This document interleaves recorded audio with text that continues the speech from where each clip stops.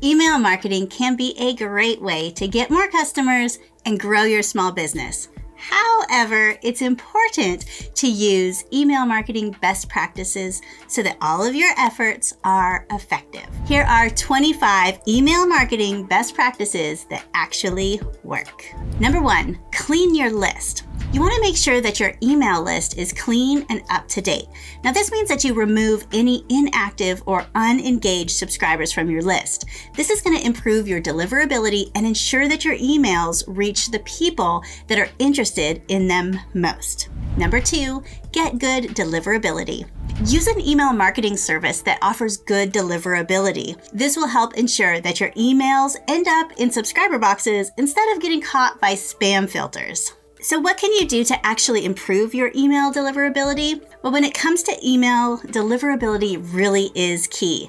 After all, what good is an email if it never reaches its intended recipient? Unfortunately, there are a number of factors that can impact your email deliverability, from technical issues to spam filters. However, there are a few things that you can do to improve the chances of making it into inboxes. First, you want to make sure that the sending domain is properly configured. This means ensuring that all of your DNS records are correct and that the SPF and DKIM are set up correctly. Secondly, avoid using common spam trigger words in your subject lines, and you want to avoid excessive capitalization and exclamation marks. Finally, make sure that your list is clean and up to date by scrubbing bounced email addresses and removing all of those unengaged subscribers. And by following these simple tips, you can ensure that your emails have a better chance of actually being delivered.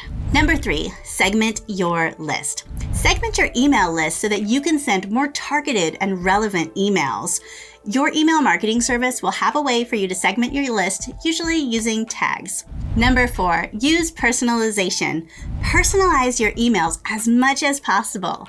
You can use the recipient's name in the email or even write in the subject line, and you can include other personal details like birthdays or even anniversaries. And the top 3 reasons that you want to personalize your emails are that they get better open rates, better customer satisfaction, and higher click-through rates. Number 5, create quality content.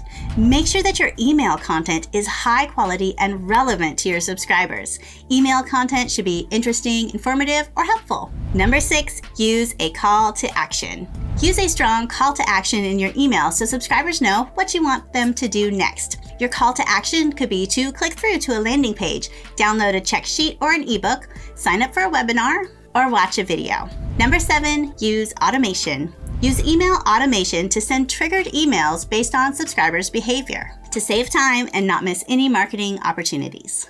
Use A/B testing. A/B testing your email subject lines, your calls to action, your email content, your sending times, all to see what works best for your audience and your goals. Number 9, use images and graphics. Include images in your email to make it more visually appealing. Just make sure that the images are relevant and add value to the email content. It's shown that emails that include graphics have a higher open rate, a higher click-through rate than just text-based emails. Be sure to optimize your images before adding them to your email service provider or your website for that matter. This means sizing them properly, compressing them, and making them the right format. The website TinyPNG makes it really easy to compress your images for the web. Number 10, optimize for mobile. Make sure that your email is optimized for mobile devices. This means using a responsive email template and keeping the email content short and to the point. Number 11, use alt text. Use alt text for your images in your email so that subscribers who can't see images can still understand what the email is about. If you want to know more about accessibility, check out HubSpot's guide on image alt text. I'll put the link below. Number 12, use plain text. You'll want to include a plain text version of your email for subscribers who prefer this format. There are a few email providers that I have used that do not include a plain text option, so ensure that your software offers this if it's important for your marketing. Number 13, create a signature. Make sure that your email signature includes your name and your title, your company, your website, and your social media links. You get bonus points for including an email opt-in offer. Number 14, share on on social media. Use social media to promote your email list and encourage people to sign up. You can include a link to your sign up form in your bio on each of your social media platforms. Number 15, use a freebie. Give something away for free in exchange for people's email address. This could be an ebook, a checklist, a report, or even a coupon. Be sure though that you create a freebie that your audience will want. If you're not sure what to create for your freebie, check out my 28 high converting lead magnet ideas to grow your email list to get some ideas. Number 16, use contests. You can host a contest or a giveaway and require an email address to enter. Just be sure that the contest you choose to do attracts the right people to your email list. There's no use in building an email list of people that are never going to be interested in your business or your services. Some popular contest software that you could use are WooBox, Easy Promos, Gleam, or Wishpond to make your contest easy to run and fun. Number 17, add a website signup. Add a signup form to your website so that people can subscribe to your email list from there. You will want to add your email signup form in several places. You'll want to have one that is above the fold. Now that is before anybody needs to scroll so that nobody will miss it. You can also include a sign-up form in your sidebar, below each blog post, and in the footer. You want to make sure that people don't have to search for your sign-up. Number 18, use pop-ups.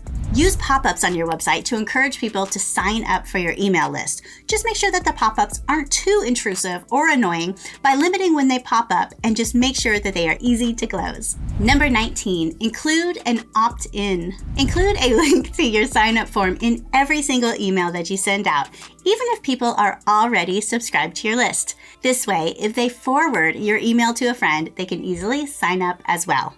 Number 20, easy to unsubscribe. You want to make it super easy for people to unsubscribe from your email list if they want to. You want to include an unsubscribe link in every email and process unsubscribes requests completely. If you are using an email service provider like Constant Contact or Kartra, this will be automatically included. Number 21, use a double opt-in. You can use a double opt-in for your email list to ensure that people really want to receive the emails.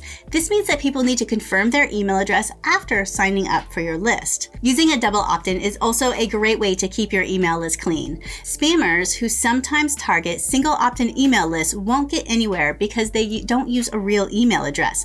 They'll never actually get the confirmation emails, and if they appear on spam blacklists, they won't get your emails at all. Number 22, check your deliverability rate. Keep an eye on your email deliverability rate and ensure that it's high. If it's low, this could mean that your emails are getting caught in spam filters. Most email service providers make it very easy to see each email's deliverability, so make sure you go in and check after each email. Also, see number 2 on how to improve your deliverability rate. Number 23, monitor open rates. Monitor your email open and click-through rates to see how well your emails are performing. If you see a decline in these rates, try changing up your email content or even your sending frequency. Now you may be wondering, what is a good open rate? Well, a good open rate to aim for is between 17 and 28%. And if you're not sure what a good open rate for your industry is, I actually have a resource on my website that you can see all of the email open rates by industry, and I will put a link to that below. Number 24, research unsubscribes. Ask people who unsubscribe from your email list why they've unsubscribed. This feedback can help you improve your email marketing strategy. And number 25, stay compliant with CAN-SPAM laws.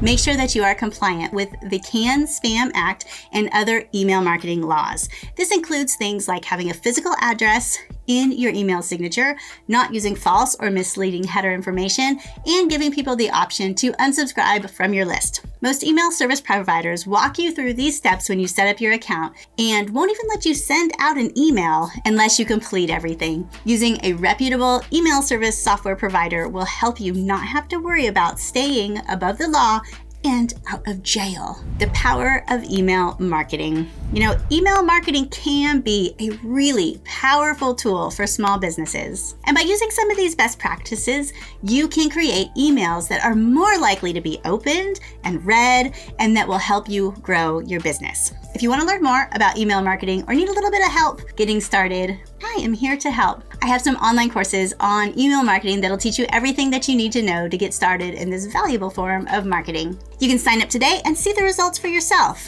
And remember, you don't need crazy tech skills, buckets of cash, or a dedicated staff to market your business. In fact, you don't even need a lot of time. What you need is to be smart, and email marketing is smart for your small business.